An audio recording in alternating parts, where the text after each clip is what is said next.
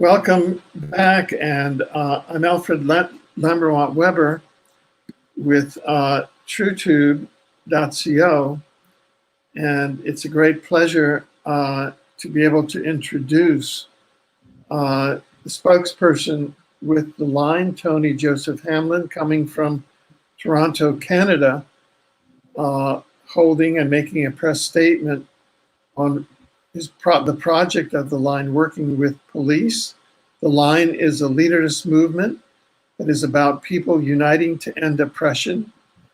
The line will be hosting a rally on August 20th, 2020 at 6 p.m. Central Time at the Legislative Building in Winnipeg, Manitoba, Canada, and has been holding and will be holding at this time rallies throughout nationwide throughout Canada. Has held rallies in Montreal. Will be holding a major national rally in Ottawa at the nation's capital on August 29th.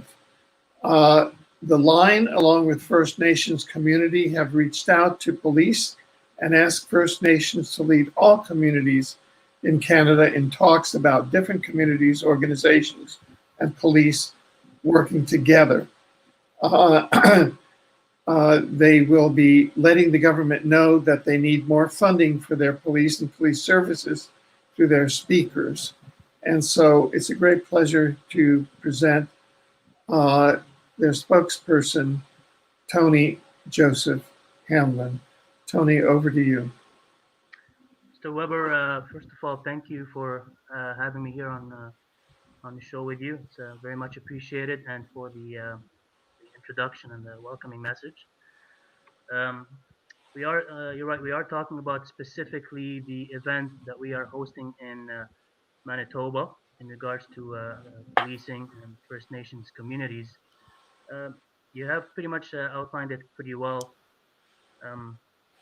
As you've mentioned, we've been doing these protests in regards to oppression and different mandates by the government that have been trampling over Canadians' rights and freedoms, all the way from BC to PEI. However, there's been lots of recent protests from different groups that have been, requesting to, defund the police type of movements, which we do not agree with. We support our police services, our men and women in law enforcement. We value what they do, and we realize there's a need to actually increase the type of funding they get for certain services that they offer. Specifically, we're doing this in Manitoba, and I'm sure it'll leak over to other provinces. But we just needed to start somewhere, just to draw attention about the lack of certain training that police may have, and resources that they need to be able to work with the community. Um, Manitoba has some high numbers when it comes specifically to missing women and children, specifically First Nations, in First Nations communities.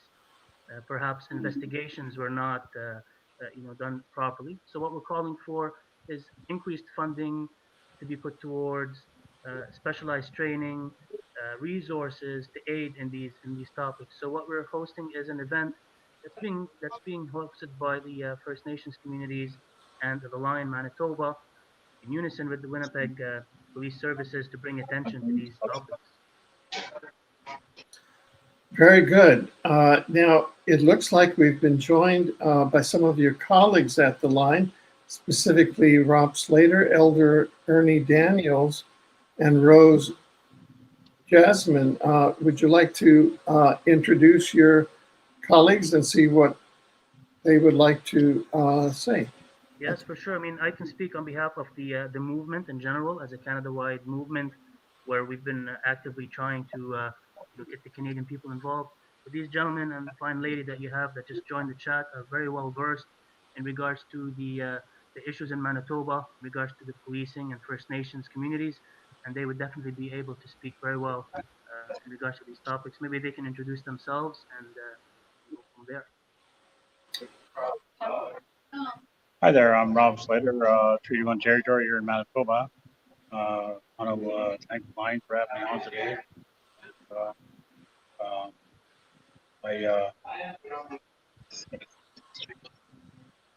good, right? I would like to speak on missing murdered people here in Canada. Certainly, I have grave concerns about crime scene investigations, as I already mentioned, and these issues are underfunded by the federal government. I know the federal pocket goes down to the province and there's a bit of government here in Manitoba. My biggest concern is a lot of crime scenes are not properly analyzed, not properly taken care of, and these people get away with these horrific crimes to not only First Nation people but all Canadians. And I would like to see the federal government come and give us programs, or we can develop programs, but we would need money to fund those programs. And other things like I would like to mention is we will work closely with police on these issues. I know the police have a big agenda, and we would certainly help with that, with training to our First Nation people and other people that are involved. And I'd like to pass you over to Elder Ernie Daniels here from Hamlin. Tanji, bonjour, Anin, Washte. My name is Ernie Daniels, the former Chief of Long Plain First Nation. Now I'm a knowledge keeper and elder for Treaty 1 people, as well as I sit on the National Council of Elders, Knowledge Keepers in Ottawa, Assembly First Nation, and I also work with the Assembly First Nations here in Manitoba, advisor to the Regional Chief Kevin Hart. First of all, I want to thank you for having me on this event here today. Tomorrow, I'm attending a function as an elder because I asked by the chiefs of my area to attend this function because the Minister of Justice is addressing the funding issue of First Nation police force in Manitoba. So I don't know what he's going to say. We'll find out tomorrow what he has to say. But for me personally, I became chief back in 78, 79. Throughout the 80s, I was chief of my community. I was chairman of the together.We Tribal Council. During that time, we set up our police force. It's called the together.We Police Services, called DOPS. It has now changed to a Manitoba First Nation Police Force. When we started that police force back in 78, 79, as a functional police force made up mainly of our Indigenous people. At the same time, we set up the first child and family services in Canada because our kids were being taken away, and we put a stop to our kids being shipped down the states and all over the world in terms of adoption and foster care. So we set up our two things. It was years, our police services and child and family services. But since that time, my friends, there has been some major missions. Royal Commission of Aboriginal People. There has been the National Reconciliation Commission that just happened about 4 or 5 years ago, and also Manitoba AGI, Aboriginal Justice Inquiry, as a result of one police force, a policeman killing one of our chiefs in Manitoba at that time. So it's called AGI. So there have been a lot of recommendations, my friends, throughout those years on the whole question of justice and correction and policing. But this day, my friends, this day, hear me out. Why our police forces, Indigenous police, are not being funded properly? Because the federal government, who pays 52% funding to our First Nation police force, and 48% is paid by the province, each province. But both governments very clearly states to this day as a policy, First Nations Indigenous Police Service is not an essential services. The RCMP, the municipal forces, the provincial police forces, they're all recognized as essential services, but not ours. That's why we don't get proper funding. That's why we don't have resources to explore investigations like my friend here, Mr. Slater, has stated about the missing inquiry. I personally have a nephew missing 5 years already, missing. I think he's gone, but I hope he's not. But I feel what's happening with this missing inquiry. I totally support what they're doing, and I'm sure I'll be attending the rally in Winnipeg on Thursday. But anyway, I just want to say those things to you that, you know, under the human rights legislation, our police forces across Canada should be recognized by the federal government, provincial government as an essential services, so they get proper funding. And I think for me, as a former chief and as an elder, I think that's a discriminatory policy by the federal government and provincial governments on human rights legislation in terms of not recognizing our police force as essential services. Thank you, Miigwech. Thank you, Elder. Thank you, Elder. Thank you. Rose Jazmin, do you want to say something? I just wanted to mention that the rally is being held on Thursday, August 20th at the Legislative Building in Winnipeg, Manitoba at 6 p.m. So we're trying to get as many people out as possible, and hopefully through your show, we'll get lots of people in Manitoba to come out on that day. Very good. And Any questions? Both of you gentlemen have any questions to Mr. Slater and myself? yes, well, you know, here our member of parliament here in this riding, our federal member of parliament actually is a hereditary chief. She is quite well known. She had a confrontation with the prime minister, unfortunately, and she stood her ground, and we think that it was very unfortunate that the prime minister saw fit to throw her out of the federal party. She was the first Aboriginal Minister of Justice in Canadian history. And I think that she would have gone a long way toward recognizing Aboriginal police forces as essential services. Now, have you thought of contacting her in connection with this? She is our member of parliament.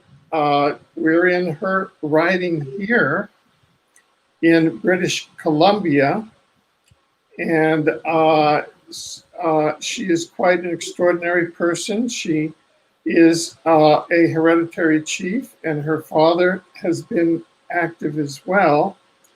And so we would like to ask you whether you would like to contact her office to start becoming, she has a national profile, and to enlist her services at the national level, because we think that she was unjustly divested of her office as the first Aboriginal Minister of Justice, federal Minister of Justice, that would have had oversight over the issues that you have just raised, Elder.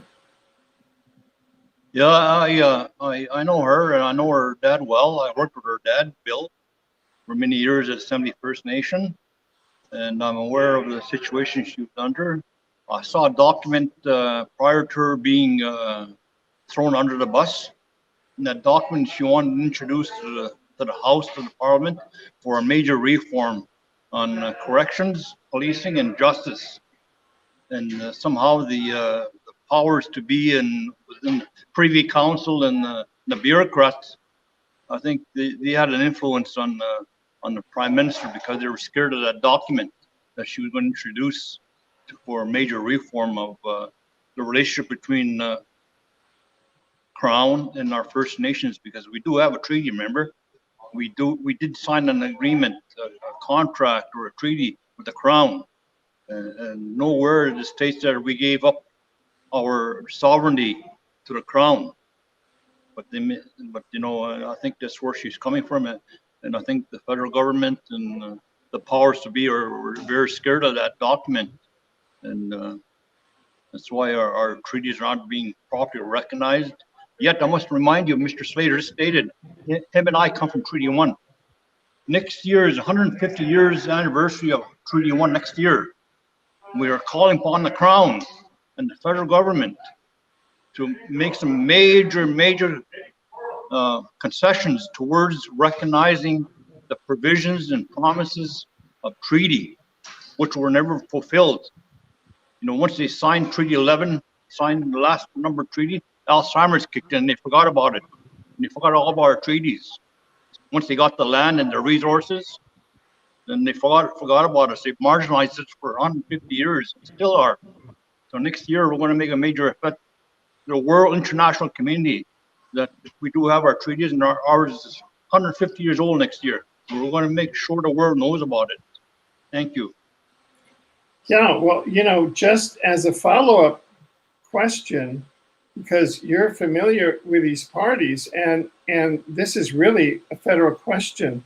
We just had the announcement at this critical time that Parliament was prologued, and there's no basis for prologuing Parliament. I mean, we have the legislatures of great countries surrounding us, like the countries to the south, countries in Europe, the British Parliament. They're all continuing. There is no reason to prologue Parliament here. I mean, that is an extraordinary step. So that issues like the one that you're talking about. So isn't it time that you begin to join forces like with the MP here in our riding and bring like these concrete issues, like the issues of Aboriginal policing that can join with other same community policing issues throughout Canada and come and join, even bring the issue of a snap election. I mean, if these forces are going to say, oh, it's time for a snap, for a proroguing Parliament. No, it's time for a snap election. What do you think about those issues? That it might be time for a snap election now. Mm-hmm. I understand what you're saying. For me and Mr. Slater here, we got to watch what we say, because we have to recognize our chiefs that are elected by our people as leaders, and we don't want to undermine what they're saying. And there's our lobby group, and there's Assembly First Nations. Each province has their own organization to speak on behalf of us. It's up to them to carry that mantle, what you're talking about. But Mr. Slade and I can raise those issues in the public and as an awareness thing, but it's up to our chiefs to carry that through, because I used to be a chief. I'm not a chief anymore. But, you know, I expect my chief to fight for me what you're talking about, you know, what Canada's doing, like proroguing for Parliament. Yeah. Well, Elder and Elder Ernie Daniels and Rob Slater and Rose Jazmin, thank you very much for having participated here, and we welcome. Encourage, Thank you, Alfred. Thank no you. Tony, do you want to comment on any of these questions and perhaps remind people how they can participate in these activities, and also in Ottawa coming up on August 29th? Right. Well, for me, I want like to promote the. Go ahead. I'll let Tony Joseph. Yeah. Well, first, I'd just like to say that we're glad to be a part of this and to be able to help with the, all forms of oppression towards any of the Canadian people, specifically this issue, which has been going on for a very long time in the First Nations communities. It's definitely something that we are very, very emotional about when there's any forms of oppression towards any human being. All these protests that we've been hosting, Manitoba and Winnipeg, BC, Ottawa, they're all part of a bigger movement that encompasses a number of civil liberties groups Canada-wide that have all merged. And all of our combined efforts have been leading up to a final stage. So on the 29th of August, we will all be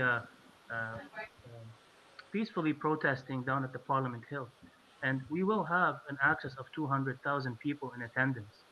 So anybody, throughout our network, all the protests that we've been doing to raise awareness towards all these topics, whether it's trafficking or missing women's children or all these other tyrannical orders. Everybody will be converging down in Ottawa on the 29th of August.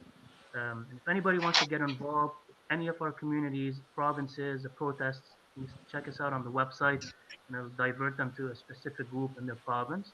The website is thelinecanada.com. And once you're there, you can filter your way to a specific province from there. But August 29th will be definitely a major event. And from there, we'll be pronouncing another event, which we are definitely aiming to have at least 500,000 people in attendance. We can affect change in this country. Good.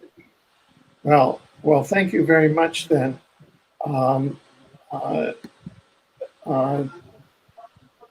Tony Joseph Hamlin, on behalf of the Line Canada, and we want to thank Elder Ernie Daniels and Rob Slater, and of course, Rose Jazmin for having coordinated.